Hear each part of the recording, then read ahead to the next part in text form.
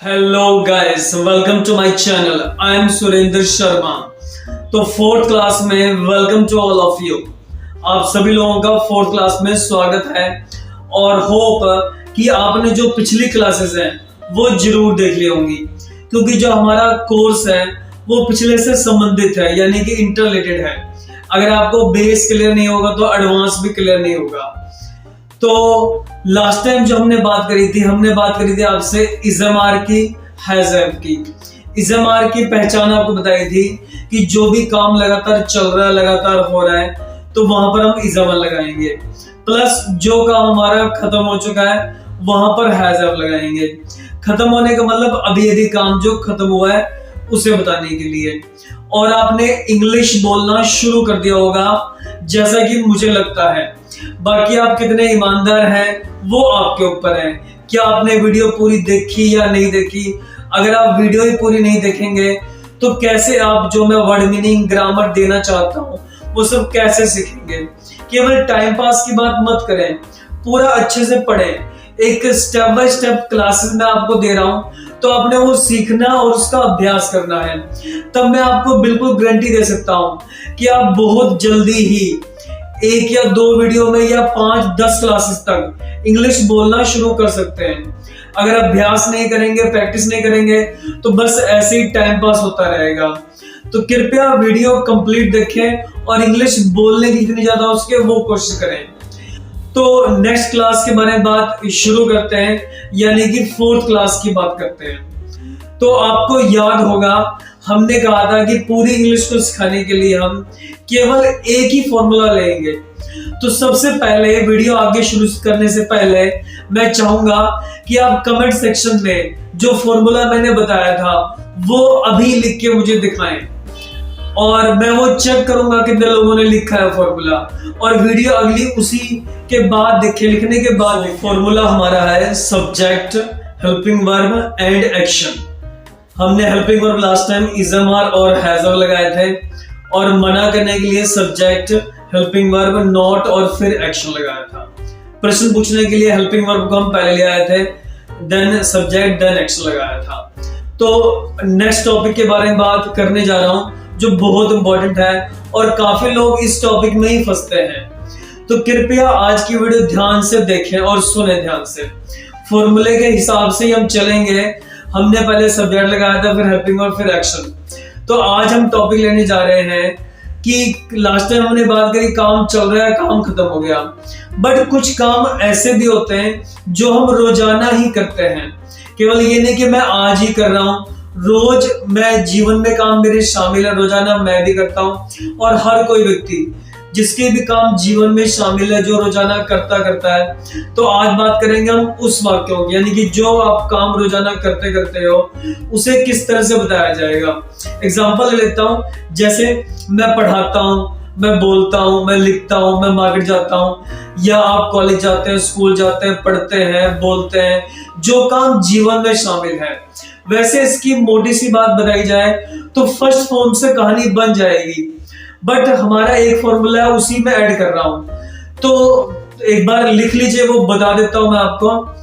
जो काम हमारे जीवन में शामिल है उसे बताने के लिए फॉर्मूला हमारा सेम रहेगा, और फर्स्ट फॉर्म मुख्य तौर पर लगाई जाती है। किस तरह से थोड़ा सा एक्सप्लेन कर रहा हूं, फॉर्मूले के हिसाब से ही चल रहा हूं।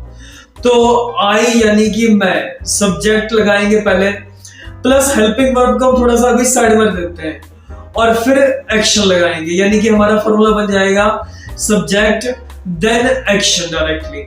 यानी कि सब्जेक्ट लगाएंगे और फिर एक्शन यानी कि काम लगाएंगे। जैसे मैं कहूं कि मैं बोलता हूं, बोलने का काम क्या करता हूं, मैं रोज ही करता हूं। तो आई यानी कि मैं, और बोलना हुआ स्पीक, सो आई स्पीक। मैं लिखता हूं, आई राइट। मैं पढ़ाता हूं, आई टीच। मैं मार्केट जाता हूं, आई गो टू मार्केट। मैं खेलता हूं, आई प्ले। बन गए वाक्य हमारे, यानी कि हमने क्या फॉर्मूला लगाया है, आई प्लस वर्ब की फर्स्ट फॉर्म। इसी तरह से यू के साथ, वी के साथ और दे के साथ भी वर्ब की फर्स्ट फॉर्म लगाई जाएगी। आई यू वी और दे के साथ वर्ब की फर्स्ट फॉर्म लगाकर फॉर्मूले के हिसाब से आप सेंटेंस बना सकते हैं। कौन से? जो काम आपके जीवन में शामिल है, रोजाना जिन कामों को आप करते हैं, तो उसे बताने के लिए फर्स्ट फॉर्म लगाई जाएगी। तो यहाँ पर अभी हमने बात करी है केवल आई के बारे में, यू के बारे में, वी और दे के बारे में। अभी यानी कि मेरी बात आई यू हम दोनों की यानी कि वी और एक दे की बात हुई है।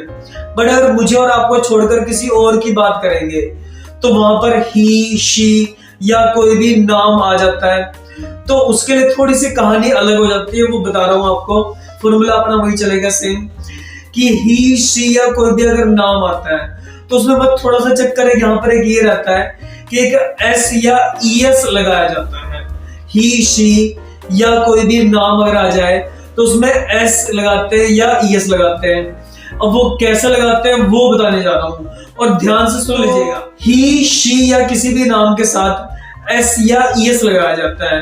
तो सबसे पहले हम लेते हैं ईएस कहां पर लगाया जाता है। कुछ एक अल्फाबेट है, जैसे कि जिनके नाम में यहाँ पर चल भी रहे हैं वो आप देख सकते हैं और लिख भी लीजिएगा।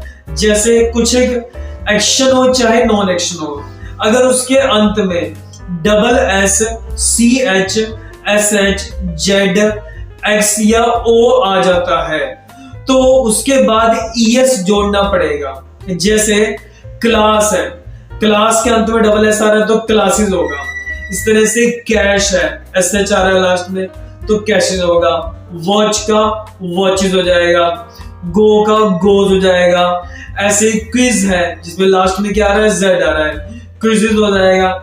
इस तरह से फॉक्स है, फॉक्सेस हो जाएगा। सो इस तरह से ईए जोड़ा जाएगा जिन वाक्यों के अंत में किसी भी एक्शन या नॉन एक्शन के अंत में अगर जो आपको बताए हैं जैसे एस एस है, सी एच है, एस एच है, जेड है, एक्स है, ओ आते हैं। तो इसके अलावा हमारा बच गया एक एस। बाकी सबके साथ वैसे तो हम एस लगा सकते हैं, इनके साथ एस लगेगा, बाकी सबके साथ एस लगा सकते हैं।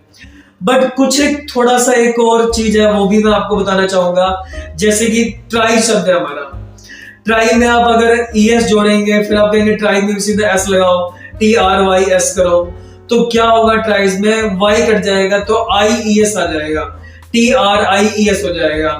तो वो कैसे, थोड़ा सा वो बता रहा हूं।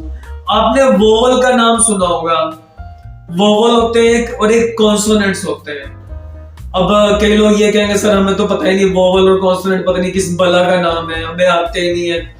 तो कोई बात नहीं, वो मैं बता देता हूँ, तो सुन लीजिएगा। तो जो हमारी एबीसीडी अगर हम आसान शब्दों में कहें तो उसे कुल मिलाकर दो भागों में बांट दिया जाता है, जिसे हम वोवल या कॉन्सोनेंट्स। बस मैं यही बता दूं आपको, जैसे ए, ई, आई, ओ, यू, जिनकी साउंड गले से बोली जाती है उसको वोवल बोलते हैं। कॉन्सोनेंट्स जो डबल साउंडेड वर्ड्स होते हैं, यानी जिसमें हम टंग का, जुबान का भी इस्तेमाल करते हैं, उसे कॉन्सोनेंट्स बोला जाएगा। तो वोवल सिंगल साउंडेड वर्डों को बोला जाएगा एंड कॉन्सोनेंट्स डबल साउंडेड वर्डों को बोला जाएगा। थोड़ा सा यहाँ पर अगर बात की जाए वाई से पहले, जैसे कि ट्राई है, टी आर वाई है, तो वाई से पहले अगर कॉन्सोनेंट्स आता है, ए, ई, आई, ओ, यू को छोड़कर अगर कॉन्सोनेंट आता है तो वाई को काट दिया जाता है, आई ई एस कर दिया जाता है।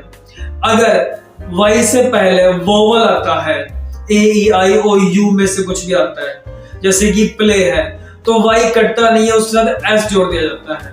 एक सीरियल धारावाहिक आता था हम पांच, उसमें क्या था, एक फैमिली की डिटेल थी। फैमिली में हस्बैंड, वाइफ और उनके 5 बच्चे, 5 लड़कियां, और पांचों लड़कियां एक से एक पंगेबाज, 100%, मतलब बिल्कुल कभी कुछ कर, कभी कुछ कर, कभी कुछ पंगा पा, तो पूछो मत, बट टोटली पंगेबाज 5 लड़कियां। और माँ बाप उनसे बिल्कुल दुखी, खासकर जो फादर है वो तो जमियो दुखी था बिल्कुल उनसे, कि बस पूछो मत कि क्या कहे क्या कहे। और 5 लड़कियों की थोड़ी सी डिटेल में बताऊं आपको। जो लड़की थी वो किसी महिला मंडल की हेड थी, तो सभी पुरुषों को तो निगलेक्ट करके रखती थी बिल्कुल, जितने भी पुरुष बस इनको तो साइड उठा के। और जो दूसरी लड़की थी वो बहुत ज्यादा पढ़ाकू थी, और बस ये कह लो कि चश्मे चश्मे लगे थे, बट ये पता नहीं पढ़ती क्या थी, बस लगी रहती थी। और टीचरों को दुखी कर रखा था उसने, ठीक है, हमारे जैसे टीचरों को। और तीसरी जो लड़की थी वो दिमागी तौर पे थोड़ी सी बेचारी अपसेट थी, या आप ये कह सकते हो मेंटल थी। उसका तो एक ही पक्का सा डायलॉग था कि बस कोई भी लड़का मिल जाए, मेरी तो शादी करवा दो, बस मेरी शादी होनी चाहिए, बस खत्म का लड़का। और एक नहीं, 5-6 लड़का कोई मिल जाए, रंग रूप से कोई फर्क नहीं पड़ता, काला गोरा कोई भी हो, शादी होनी चाहिए। और कितनी होगी, 3 लड़कियां होगी, चौथी लड़की पर आते हैं। चौथी जो लड़की थी वो थी बहुत ज्यादा पंगेबाज, और जितनी भी भाईगिरी वाले काम थे सारे वो करती थी। किसी को टपकाना हो, किसी को सुपारी देनी हो, वो सारा चौथी का डिपार्टमेंट का था। और सबसे लास्ट जो लड़की थी वो सबसे छोटी और सबसे खोटी, सबसे पंगेबाज, टीचरों को दुखी करने में नंबर 1। तो 5 लड़कियां थी।